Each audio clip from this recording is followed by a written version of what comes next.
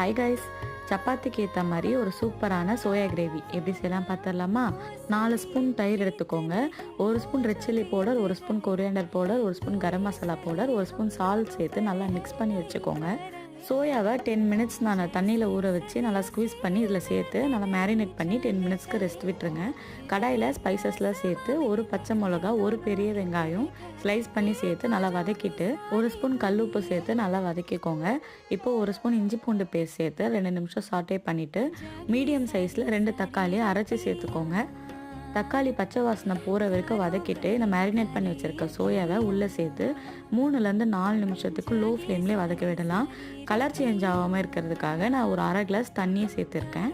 இப்போது சோயா ஃபுல்லாக மசாலாவில் குக் ஆயிடுச்சு.